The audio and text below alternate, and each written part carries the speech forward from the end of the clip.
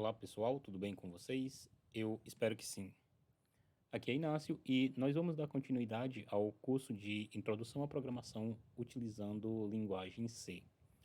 Bem, nos vídeos anteriores nós começamos a falar de funções e como as funções ajudam a separar o nosso código em pedaços menores e deixar o nosso código mais fácil de ler, como nós podemos verificar nessa parte que vai das linhas 23 a 30, onde primeiro eu peço as notas com as funções getFloat, depois eu faço um cálculo da média, então em vez de ter as linhas que calculam a média aqui dentro, deixando o código um pouco mais confuso, você vê que depois de obter as notas, eu calculo a média e eu exibo o resultado. Então, eu não preciso ir dentro desse bloco que exibe o resultado para saber que a linha 28 ela simplesmente exibe o resultado se o aluno foi aprovado ou reprovado. Poderíamos também fazer uso de uma função chamada obter notas para obter a nota 1 e a nota 2. E é isso que nós vamos fazer agora. Eu vou criar outro código aqui, chamado função 2.c, em que eu vou começar então a escrever esse código, uma pequena alteração do código anterior, de modo que a gente possa utilizar uma função não apenas para fazer as contas, mas também para obter as notas dos alunos. Então, primeiro, como sempre, adicionar as bibliotecas.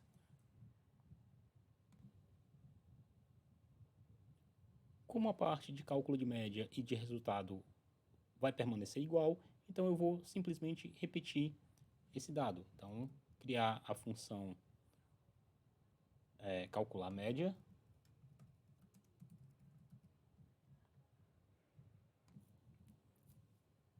e também a função exibir resultado. Então, elas já estão feitas aqui. Agora, a nossa função main, que vai ter basicamente a mesma estrutura da função main do código original, porém, nós vamos primeiro definir as variáveis e depois nós vamos obter as notas chamadas de nota 1 e nota 2. Para isso, eu preciso criar uma função chamada obter notas que recebe duas variáveis do tipo float. O restante do código vai permanecer igual, então vamos escrever o restante do código aqui. Com a função main totalmente finalizada, é hora de escrevermos a função obter notas.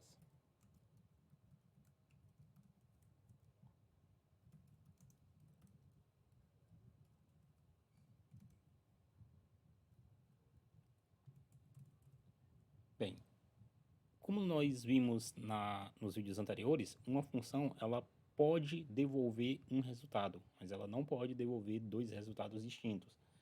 Como que nós vamos fazer então para obter essas notas, nota 1 e nota 2?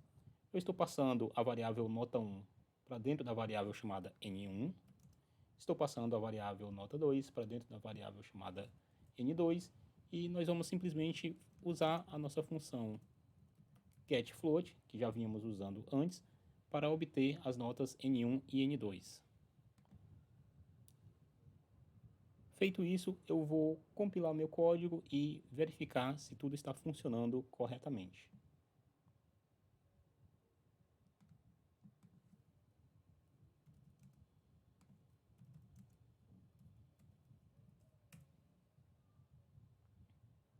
Opa, tivemos um errinho aqui na variável n1.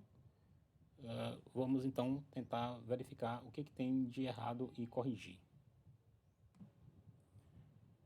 Bem, conforme podemos ver, o erro diz que nós temos um parâmetro n1 que foi set, mas não está sendo usado. O que isso significa? Significa que nós conseguimos definir um valor para a variável n1, que é um set, ou seja, configuramos a variável n1 na linha 24, mas nós nunca fizemos uso dessa variável. O que está acontecendo?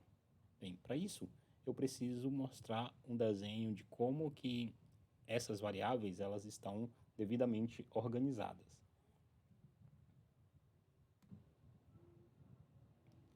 Essa é a representação na memória de como que estão as nossas funções e variáveis.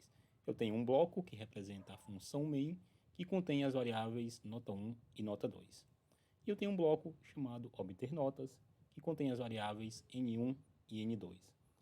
O que acontece nas linhas 24 e 25 é que seremos solicitados a preencher os valores de n1 e n2, mas esses valores serão preenchidos apenas dentro do bloco da função main, e não, desculpem, dentro do bloco da função obter notas, e não dentro do bloco da função main.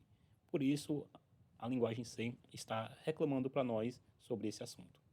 Então, no próximo vídeo, nós veremos como corrigir esse problema para que a gente possa, então, prosseguir com o nosso código. É isso, pessoal. Até a próxima.